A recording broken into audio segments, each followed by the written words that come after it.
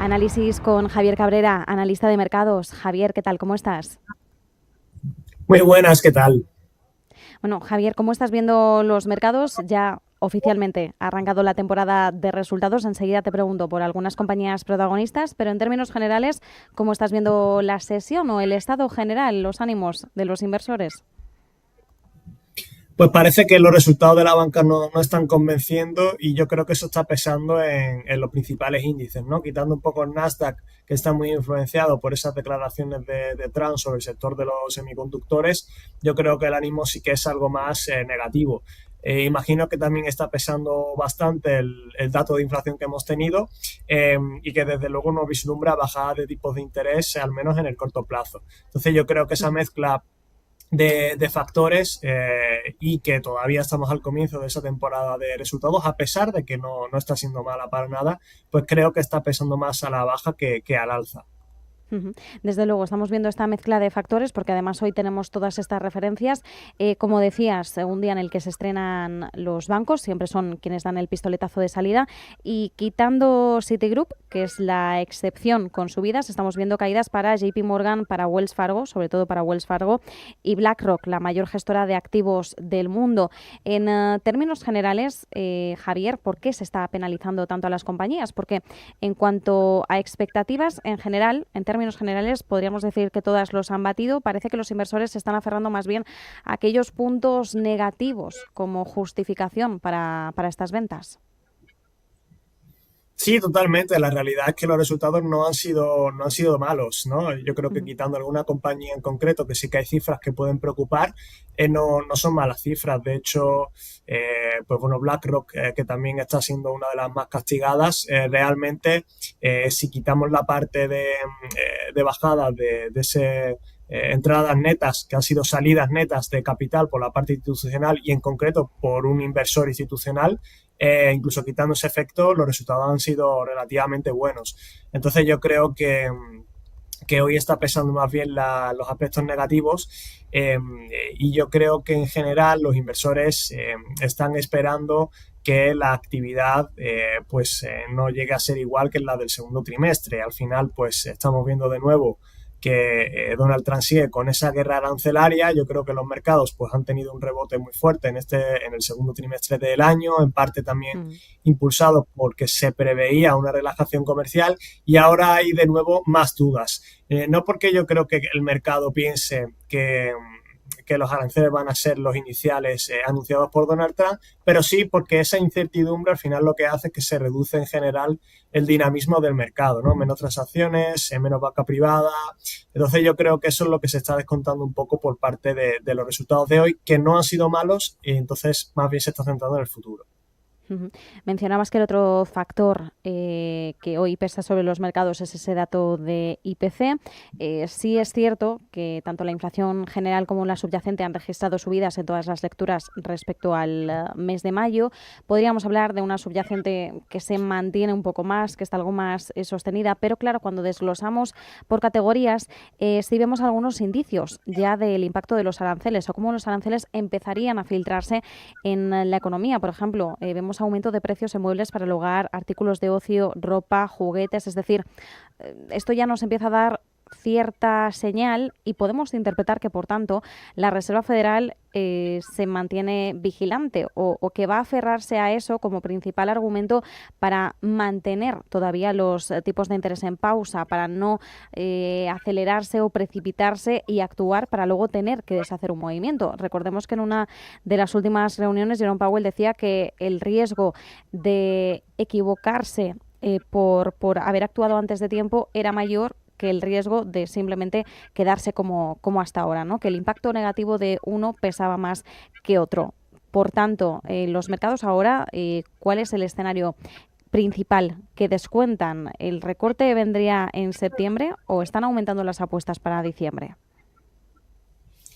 Bueno, yo creo que con el dato de hoy y esta nueva batalla detrás, ¿no? Esta nueva ola de lanzamiento de aranceles, me inclino a que el mercado ya está empezando a esperar la primera bajada de tipos en diciembre, ¿no? De hecho, hay una buena parte de los inversores que incluso esperan que no se recorte ninguna vez los tipos de interés en este 2025. Desde luego la reunión de septiembre cobra bastante protagonismo. Yo creo que todavía la Fed va a seguir mirando fijamente a los datos, pero desde luego ya estamos muy cerca como para ver un cambio de tornas demasiado relevante, que la inflación se relaje bastante o que incluso Donald Trump rebaje bastante el tono, como para que Powell rebaje los tipos de interés en septiembre. Lo cierto es que los datos no están dando ayuda tampoco y creo que las principales categorías de esa subida de precios, como has comentado, pues están indicando que todavía la economía está recogiendo o está empezando a recoger el impacto de los aranceles. Y yo creo que todavía tenemos que ver, por otra parte, cómo va a impactar en los resultados de las compañías, no solo en el segundo trimestre, que también, sino también en este tercer trimestre, ¿no? Y cómo esa incertidumbre mantenida en el tiempo pues está impactando sobre todo a los márgenes de las compañías. Entonces yo creo que ahora mismo la dicotomía para la Fed continúa, pero que en principio va a pesar mucho más el impacto de los precios que una posible ralentización económica. ¿Se descarta un escenario de esta inflación en Estados Unidos o todavía podría mantenerse? Yo no lo descartaría. Desde luego, voy a estar muy pendiente de los resultados empresariales porque creo que es lo que van a marcar un poco la tendencia de la economía americana en lo que queda de año y para el año que viene.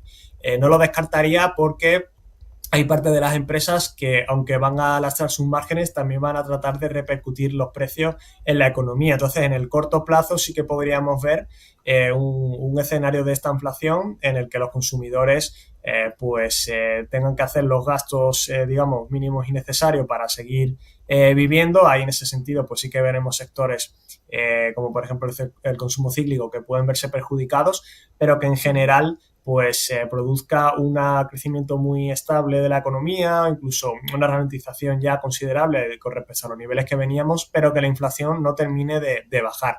En el corto plazo sí, desde luego yo creo que ya en un escenario medio plazo esta inflación no lo vería tan probable porque yo creo que ya la inflación sí que bajaría como consecuencia de la bajada del consumo acumulado en el tiempo. Es decir, que ese escenario sería más bien en el corto plazo, ¿no? Sí, yo creo que para este 2025 sí que podríamos ver un cierto escenario de varios trimestres malos y con la inflación que no termina de bajar. Ese sí que lo planteamos, pero a mí me extrañaría ver una economía a la baja, por así decirlo, y que la inflación siga repuntando. Ahora mismo también tenemos que tener en cuenta que esos aumentos de precios son por la subida misma del arancel, pero esto también tiene una repercusión en el consumo. Entonces, si ese consumo se rebaja, pues al final los precios acabarán bajando. Por cierto, Javier, hay una protagonista en el ámbito empresarial, es MP Materials, de la que hemos estado hablando en las últimas sesiones. Hoy está disparada porque se ha confirmado un acuerdo con Apple, pero la semana pasada hablábamos de ella porque el Pentágono entraba directamente en el accionariado de esta empresa. De hecho, con un 15% de participación se ha convertido en el principal accionista. Una estrategia clave, porque además cuando hablamos de MP Materials hablamos de la empresa que lleva la única mina en estos momentos en activo de Estados Unidos en materia de tierras raras.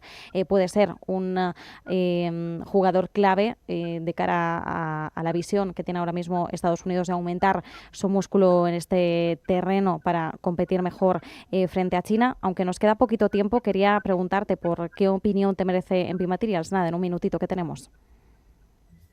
A ver, yo creo que el acuerdo es muy importante, tanto para Apple como para esta compañía, más que nada porque Apple se asegura un suministro o parte de un suministro que principalmente está viniendo de China. Ya sabemos la inestabilidad que tenemos en la relación entre China y Estados Unidos, aunque ahora se esté relajando, pero que estamos hablando de una cuestión ya estratégica, ¿no? Por eso también la entrada del Pentágono en la compañía, porque el sector semiconductor no es cualquier sector, sino que es algo clave, estratégico para elaborar no solo productos tecnológicos orientados al consumo, sino también orientados a la defensa y ciberseguridad. Y es por eso que vemos estas tensiones. Entonces, creo que esta compañía se puede ver muy beneficiada de la situación actual y desde luego es un acuerdo que es un win-win. Tanto la compañía se asegura un cliente sólido como Apple pues asegura un suministro seguro de tierras raras, en este caso en concreto imanes.